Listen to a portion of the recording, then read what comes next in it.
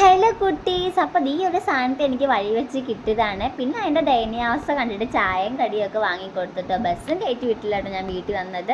അപ്പം ഞാൻ ഇന്ന് ഇതാട്ടോ ഉണ്ടാക്കാൻ പോകുന്നത്. ഇതിൻ്റെ പേര് ഞാൻ ഇടാൻ ഉദ്ദേശിക്കുന്ന പ്രോൺസ് റോസ്റ്റ് എന്നാണ്. ആ പേരിന് അനുയോജ്യമല്ലെന്ന് എനിക്ക് നല്ലതായിട്ട് അറിയാം കേട്ടോ.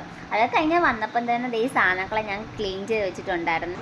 ഇത് വാങ്ങിയപ്പോൾ തോനെ ഉണ്ടായിരുന്നു കേട്ടോ. ക്ലീൻ ചെയ്ത് കഴിഞ്ഞപ്പോൾ ഒരു പിടി പോലും ഇല്ലായിരുന്നു. ഇത് കണ്ട് ആരും അനുകരിക്കാൻ നിൽക്കരുത്, ഇത് ഭയങ്കര ഡേഞ്ചറസ് ആണ് കേട്ടോ. പിന്നെ എനിക്ക് ദയനീയാവസ്ഥ കാരണം ഞാൻ അങ്ങനെ ചെയ്തതാണ്. പിന്നെ അരപ്പോട്ട് പുരട്ടി വെച്ചിട്ട് നമ്മുടെ പ്രോൺസ് എടുത്തങ്ങ് ഫ്രൈ ചെയ്യാൻ വെച്ചു കേട്ടോ.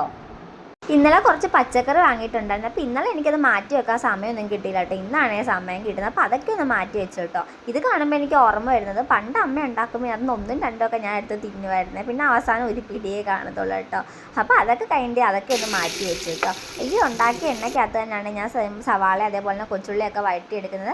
അതൊക്കെ ഒന്ന് വഴറ്റി നമ്മുടെ മെയിനായിട്ട് നമ്മുടെ കറിവേപ്പിലയും ഇട്ടു കേട്ടോ. പിന്നെ ഈ ഇഞ്ചി വെളുത്തുള്ളി പേസ്റ്റ് ഞാൻ അവസാനമായിട്ട് ഇടുന്നു, അല്ലെങ്കിൽ അത് കരിഞ്ഞു പോകും കേട്ടോ പെട്ടെന്ന്. അതിനകത്തോട്ട് തക്കാളിയും കൂടി ഇട്ട് നല്ലതായിട്ടൊന്ന് വഴറ്റിയെടുത്ത് പിന്നെ മുളക് പൊടി അതേപോലെ തന്നെ മഞ്ഞൾപ്പൊടി പിന്നെ ഗരം മസാല ആട്ടോ ഇട്ടത്. ഇത് മൂന്നുമാണ് ഞാൻ ഇട്ടത്. പിന്നെ കുരുമുളക് പൊടി ഇട്ടിട്ടുണ്ടായിരുന്നു കേട്ടോ. അത് ഞാൻ വീഡിയോ എടുത്തിട്ടില്ലായേ. പിന്നെ അതെല്ലാം കൂടെ നല്ലതായിട്ട് മിക്സ് ചെയ്ത് കുറച്ച് ക്യാപ്സിക്കോട് അരിഞ്ഞിട്ടുണ്ടായിരുന്നു കേട്ടോ. പിന്നെ നമ്മുടെ പ്രോൺസിനും കൂടെ തട്ടിയിട്ട് ജസ്റ്റ് ഒന്ന് വഴറ്റി എടുത്തിട്ടുണ്ടായിരുന്നേ. അടിപൊളി ടേസ്റ്റ് ആയിരുന്നു കേട്ടോ. ഞാൻ 1.5 വർഷത്തിന് ശേഷം ഇപ്പോഴാണ് ഉണ്ടാക്കുന്നത്. പക്ഷെ നല്ല ടേസ്റ്റ് ഉണ്ടായിരുന്നു കേട്ടോ. എല്ലാവരും ഒന്ന് ട്രൈ ചെയ്ത് നോക്കണേ.